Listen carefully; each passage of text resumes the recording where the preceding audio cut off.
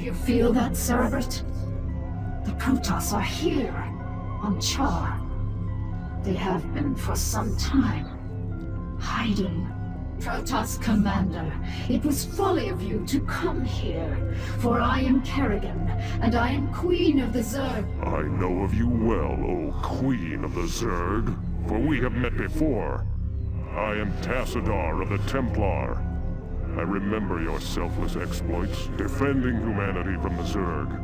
Unfortunate it is to see that one who was once so honorable and full of life would succumb to the twisted wiles of the Overmind. Do not presume to judge me, Templar. You'll find my powers to be more than a match for yours. In fact, I sense that your vaunted power has diminished since last we met. Mayhap, O Queen. Or is it only that I need not flaunt my power in such an infantile test of will? Foolish Templar. Prepare your defenses. I will come for you soon.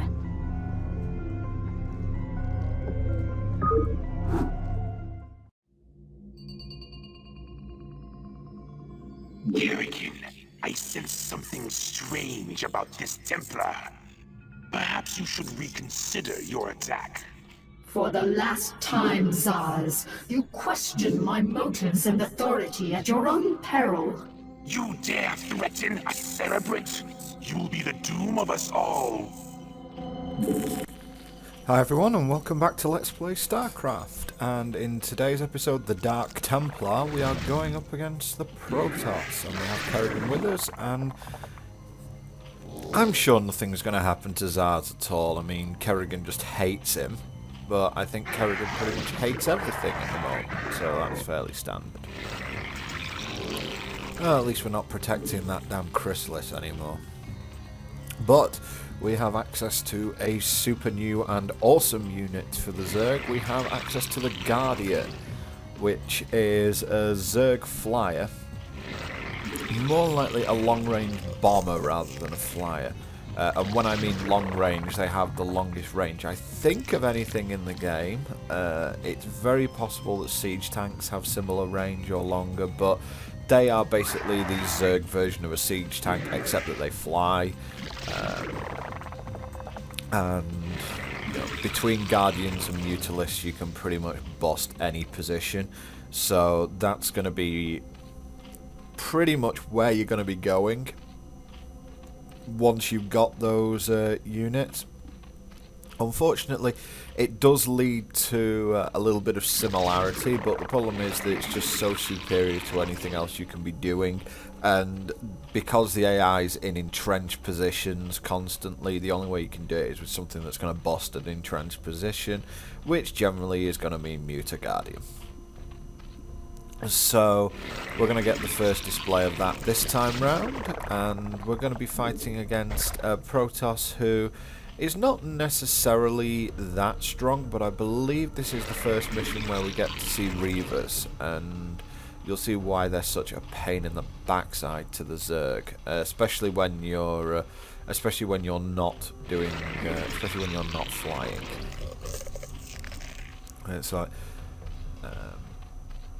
the PC will even do Reaver drops on you, which is something that was actually used in Pro Play somewhat, from what I am led to understand.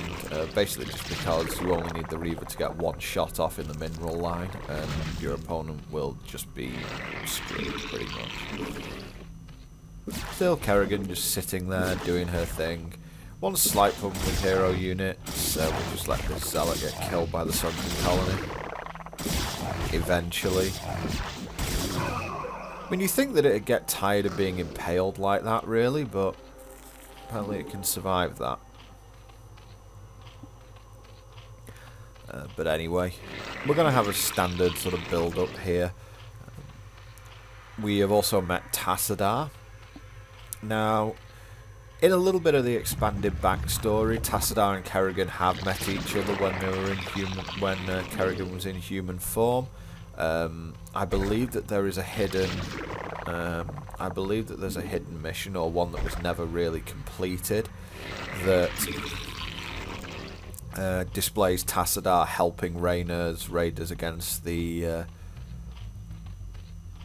against the Zerg at one point, because Tassadar didn't really agree with the whole idea of blowing everything sky high in order to stop the Zerg, which, while it was effective, was probably a little bit on the nasty side for him.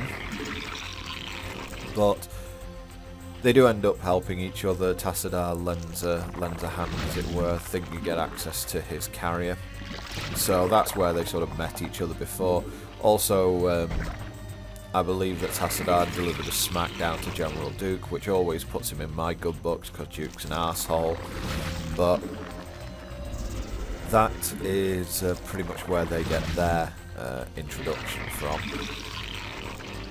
Overall, what Tassadar is saying, Kerrigan is obviously... The thing is, Kerrigan's young at this point, and like she's full of confidence about her current ability, and she's not really paying attention as she should be. She's certainly not very manipulative at the moment. She's just very overconfident in her own power, and her idea that she actually said there, where she thinks Tassadar's power has waned, it hasn't. And there's a very good reason why his power is different at the moment, and we will find out what that is very shortly. But I'm going to start mining these. I'm going to put an Evo chamber down. That's the one thing I always seem to put down quite late, is the Evo chamber. I'm not too sure why. I mean, to be fair, if the AI came at me with air units, I would probably be putting it down early, because my first priority usually is just to go defense in these missions, just make sure I don't get busted, and then look for a place to expand. So let's go lair, and that'll get me up to Spire Tech fairly quickly. And let's get this extractor saturated. I guess I could just move stuff off mining minerals, but I don't think it's going to make too much of a difference in the long term. Yes, if I was going to try and be a bit more optimal, I would just pull drones off of mining minerals rather than creating more drones like this, but hey. Probably end up doing that when I get around to Starcraft 2 at some point in the next few thousand years. So, in order to get Guardians, we have to create Mutalisks and then morph the Mutalisk into a Guardian. So, the Guardian, you also require a hive, because you need to evolve the Spire into a greater Spire. So, going Guardians is sort of seriously endgame. You know, you are talking major endgame to go for Guardians. Because they cost, overall, each Guardian costs 150 minerals and 250 gas each. Is it 250? No, 200. It's 150 minerals and 200 gas each. You also need a greater Spire, which I believe overall costs 300 minerals and 300 gas. So it is a very, very, very serious investment. So we have our lair now, so we're going to drop the Spire when I get to 150 gas. And I believe this is the first mission where I'm going to do double gas. Double Spire. But as I said, this is it's a pretty serious investment. If you go for a 12 Guardian backed up by Mutalisk run, you're going to be spending 5,000 gas. We're just talking on gas. There is going to be 12 Guardians, 12 Mutalisks. So, yeah, you'd better get the job done. Basically, with that force, you'd better get the job done. And because of that, we're going to need to be on at least 2 bases for this. And to be honest, I may even try and get a third before I start mass producing. In the meantime, though, I'm perfectly happy to just produce mutas for a while.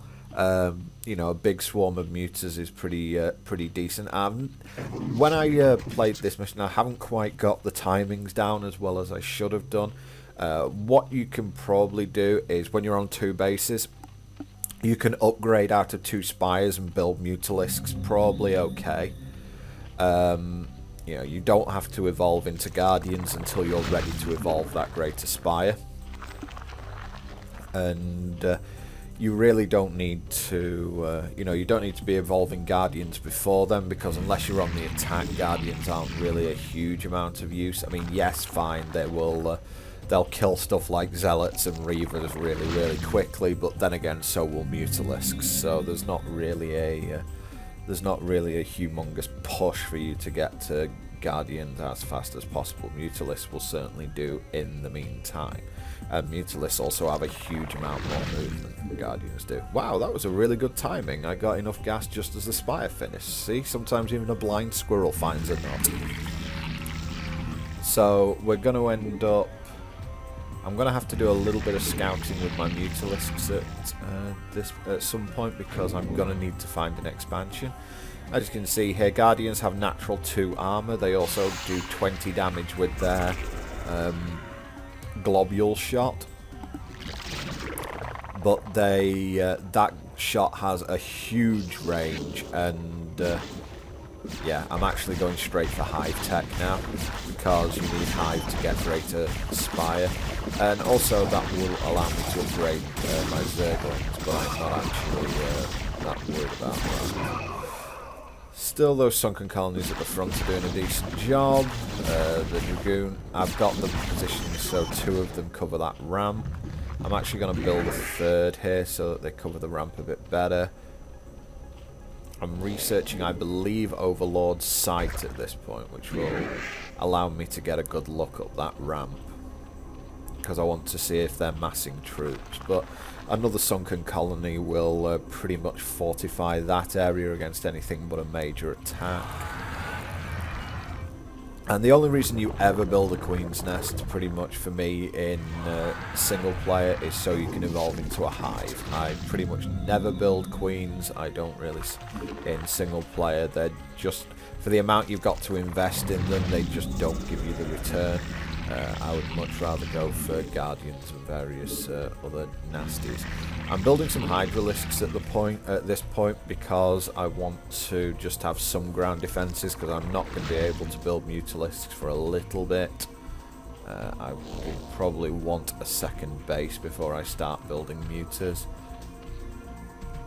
You can probably build Mutas out of one hatch off one base, but that's incredibly slow.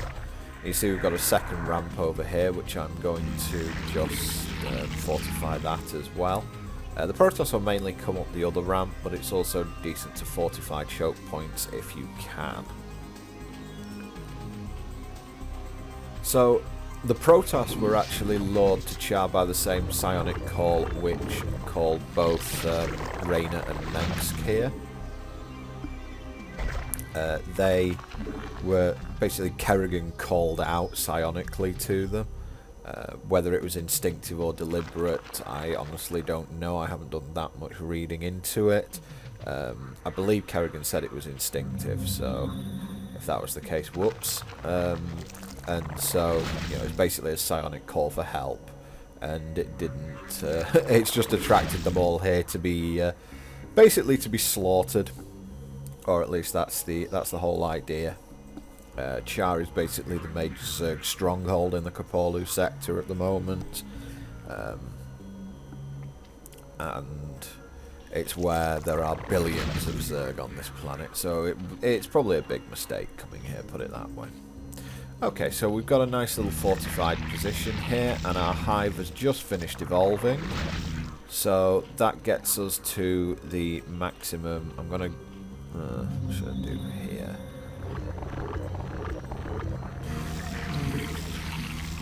Probably build a second spire, but more Hydras seems okay. And there's the upgrade. And yeah, I shouldn't be doing this. This is too expensive to be doing at this point. Using too much gas. I'm not going to be able to do Guardians off one base. So it's desperately not needed to do that. You'll notice Guardians have 2 armor naturally. Once you get to level 3 Carapace, or level 3 Flying Carapace with Guardians, you will... they'll have armor 5, which means that Marines only do 1 damage to them per volley. It also means that they're a bit more resilient to things like Scout and Wraith missiles. I mean, they're not that resilient to it. They'll still get plastered by them. And as you can see, you can input a load of minerals into trying to make queens worth a damn, but I just don't think it's worth going down that avenue. Unlike Terrans, where they're basically, I mean, for me, the Terran Science Vessel is a much better bet if you want to put stuff into a spell-casting flyer. Because Irradiate just makes the Zerg really unhappy. EMP's devastating against the Protoss, and if you put the shield on a siege tank or a battle cruiser, that can be really good as well. So it's just like all of its abilities are really good, and it's like, whereas the Queen's Spawn Broodling will kill one organic unit, which isn't really, you know, that's not a big deal. Parasite can be sort of useful to get a look at your enemy's base, but, you know, just scout. And to be honest, against the AI, you don't really need to know what you're doing. And Ensnare is meh at best. And to be fair, Kerrigan can ensnare, so there's no real need to... I wouldn't want to go all the way up for just, like, a slow. So I'm not really too enamoured about that. But we found a place where we can expand to, and you can see how expensive Guardians are. It's, you know, and I'm thinking of upgrading these Mutalisks to Guardians already, and I think I'm going to do it. But you can see I just don't have the economy to support doing this. You need to be on 2 bases before you start doing this stuff. And you'll see in a couple of future missions, you'll see me get an awful lot better at sort of doing this. It's a shame, really, because I end up getting better at... I end up getting better at playing the races right up to the point where I stop playing the races. But hopefully that will see me in good stead for Brood War, I suppose, because Brood War is a hell of a lot harder than this game is. So there we go. There's the Guardians. Evolution complete. And I can evolve Carapace, yeah, or I can evolve Flyer Attacks. It's one or the other. I'll be better off focusing on upgrades and producing mutas at this point. But yeah, I am going to evolve Transport Sacks, and I'm going to take that second expansion, because I want I just want drones and overlords at this point, because I need that second expansion in order to get my Muta Guardian plan going.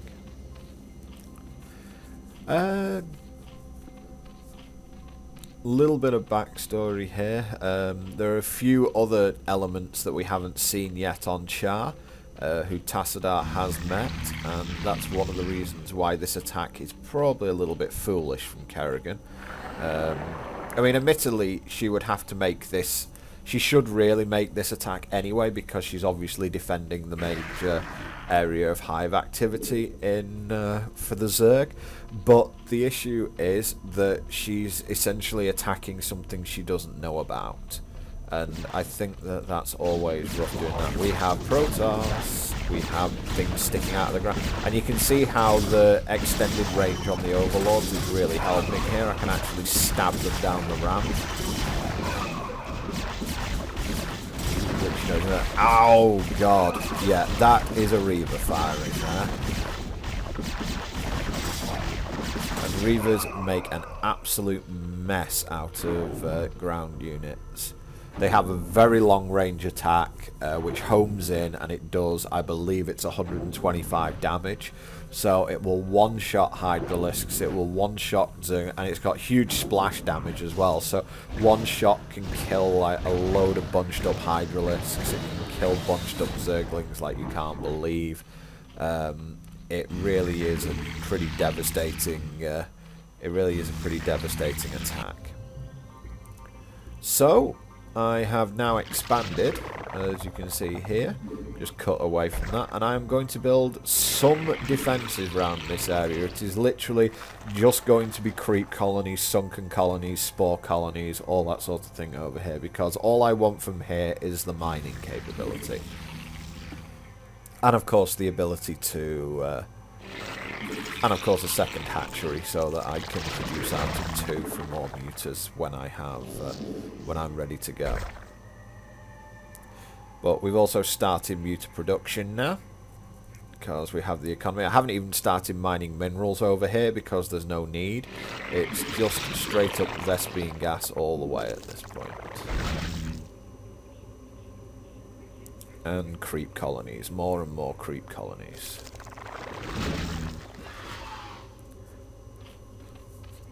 And here's my new wave of muters. See, I should just concentrate on building more muters at this point. Evolve into guardians later. It's like build muters, muters, muters, muters, muters, then evolve into guardians. That's what you should be doing.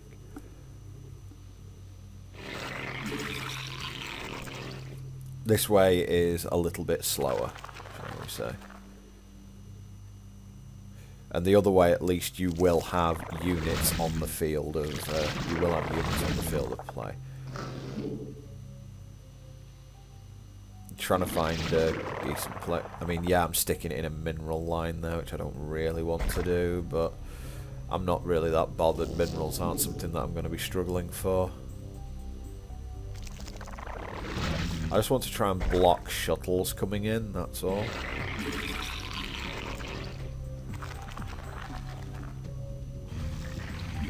And back at the hive, more muters.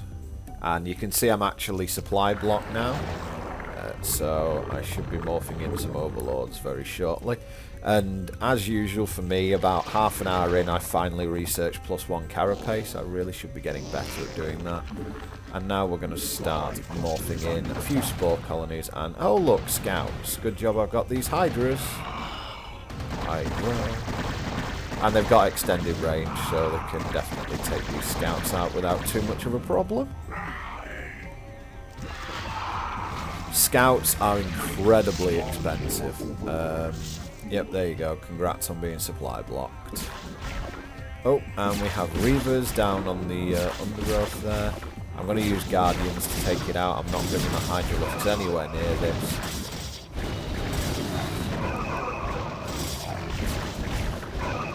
And you can see they are, when there's numbers of them, they are a humongously effective fighting force. Evolution complete. And I keep morphing them in, but whatever. And we're ready to start upgrading to higher level flyer attacks. Guardians get +2 damage. Guardians get +2 damage for every flyer upgrade, so they end up doing 26 when they have level 3 attack, and combined with their 5 armor, that's a lot. Anyway, I have cut forward a long way because really I don't think you needed to see any of that. There wasn't really any further attacks. It's time for us to have some fun, I think. But one thing you can see about Guardians, they are hideously slow. So if they get into trouble, they will not get out of it.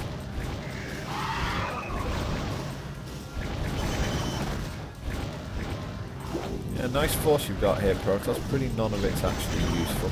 They do outrange Dragoons and all static defences, so, you know, they're very good siege breakers. Unfortunately, if you tell them to attack over an area, they will go into range of a enemy. You know, they will go into range of enemy fortifications, but they do so much damage anyway, it doesn't really matter. And we've got another expansion point that we can use down here, so that's going to be useful. It'll allow us to produce more backup muters and guardians. And you can see while I'm away from home, still keeping my money low because the Zerg are incredibly easy to macro and build up new units for.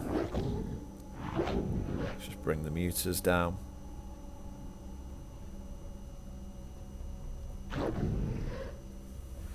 I tend to play these strategy games very much like in the realm of I wish to expand and become bigger and bigger and bigger, and then just throw everything that I can make at my opponent.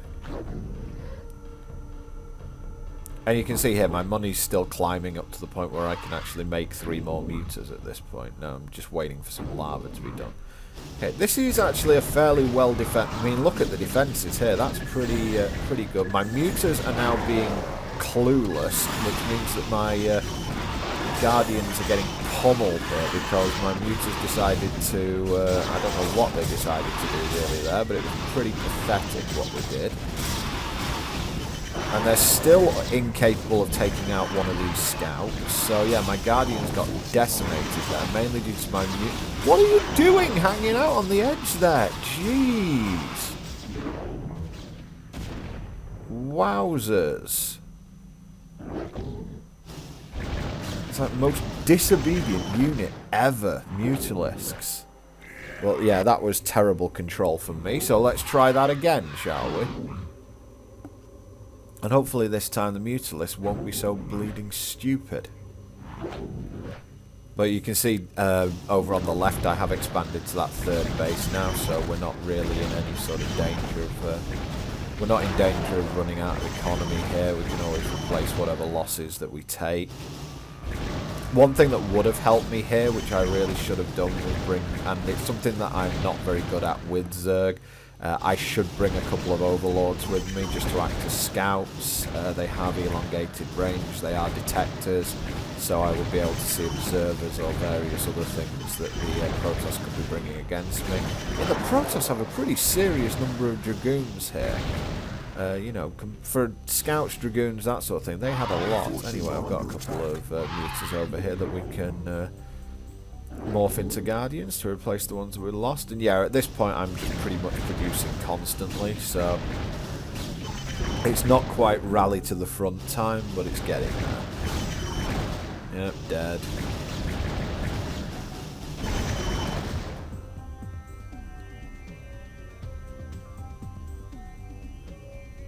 What I should probably do is just get my Mutas to attack. And oh god, disaster. They've dropped a Reaver in my base. Like the last thing I wanted. I mean, I should be able to... I'm thinking I should be able to hold this off, but it's not looking too good here. God, how strong are those Zealots? That Zealot's been impaled like 5 times and it's still alive. And obviously Muta's not paying any attention whatsoever. At this point I'm watching the centre of the screen, I'm not seeing the... and here's the most frustrating thing, watch the Hydras just not even fire before they die. It's like, not even bothered. It's like, that was pretty much a disaster. And... this has not gone well for me, shall we say. But it should be okay. We've made the first real inroads into the Protoss base, but that serves me right for putting in so many spore colonies there. If they were all sunken colonies, I would have held that off like super easy. Instead of here, what I'm going to end up doing is losing the vast majority of my second base. Fortunately, I'm not going to lose the hatchery or anything like that, so we shall be okay. Oh, I see those two Hydralists decided to actually do something for once. It's really strange, the way I tend to feel, or like the emotions that run through you when you play. To me, it just feels like the AI will auto-react, in other words, move and attack something whenever you don't want it to do it, and when you do want it to do it, it'll just sit there like a lemon going, well, I'm not defending myself unless you tell me. Right, moving the Guardians out of the way, the Mutas can come in here and take out these scouts. Trying to keep them out of range of the photon cannons, but it's seems to be a little bit difficult. But then again, these are 3/3 Mutas, so they should be able to take out scouts quite easy. Let's just back them off. Now the Guardians can come in now that they're not under threat from any scouts. Now it's just aerial bombardment time. One thing that you can do with Guardians, which will probably be fine, is just focus fire them, because they have so much firepower and they'll stay at long range when you do that as well, instead of like hovering where they are. If they stay at long range, then they'll never get hit by anything, so you'll be fine.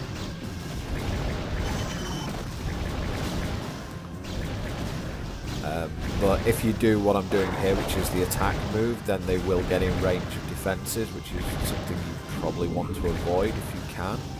You don't really want them spread out like this. If they spread out, they've not really got all their firepower on anything. The starport isn't producing anything, otherwise I would focus fire it down. Again, Guardian not even remotely interested in defending itself there, which I believe that's the way it should work. If the... or at least that's the way I've seen it work, that if it perceives a threat, it will change to fire on that, but for some reason it just couldn't be bothered. You know, we're talking a lot of Dragoons at this point, mate. Not many Zealots, and just Dragoons by the absolute bucket load.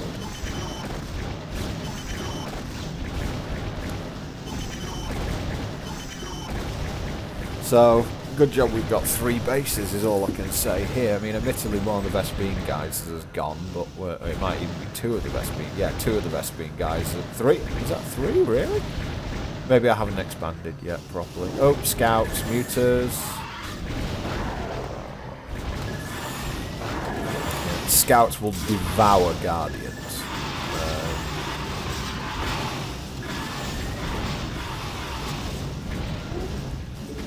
I mean, things change a little bit in Brood Rule when you get access to the Devourer, but we don't have that at the moment, so we are going straight for... oh, more scouts. I don't mind you going after my Mutalisks. You go after my Mutalisks. Basically, at this point, the Mutalisks are running interference for the Guardians, and I'm telling the Mutalisks to attack now, and just let's run interference this way. Our forces are under attack. Huh. Yeah, no, Hydralisks can't morph into Guardians no matter how much I want them to.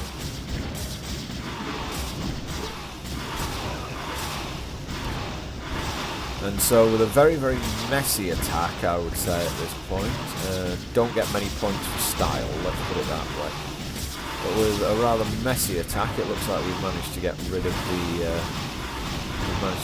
Protoss here. You know, here they go again, Protoss with their 2 Vespene geezers and their main base.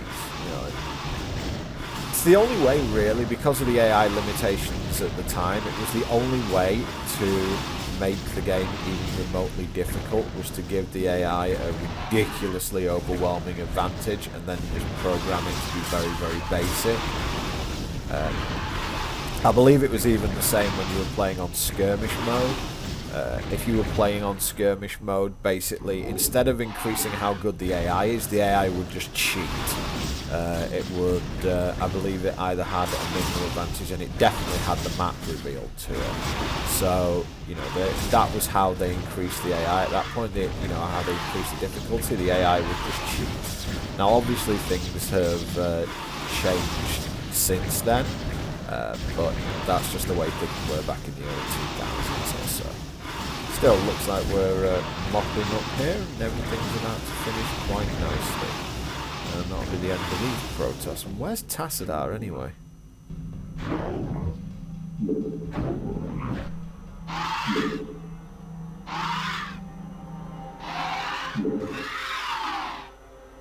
Where are you, Tassadar? Do your underlings always do your fighting for you? This shall be our battleground, O Queen. Face me here, and I will defeat you myself. Well, I mean, worst case of testosterone poisoning ever, but we'll take it.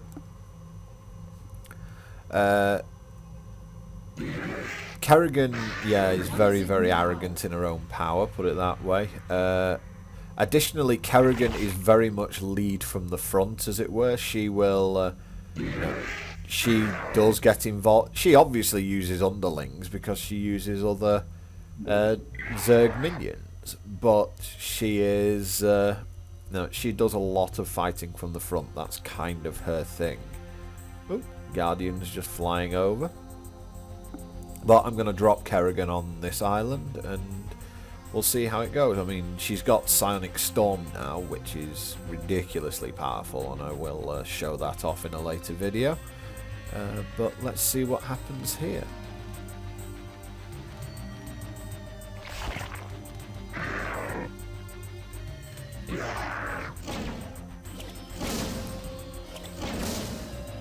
this doesn't... it looks like I'm slapping you bad.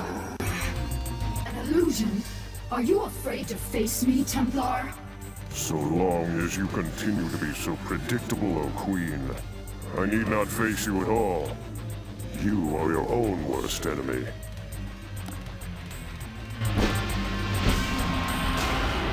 And speaking from on high is mighty Tassadar. I guess that's what he gets for being hundreds of years old, whereas Kerrigan's I think she's in her mid to late 20s.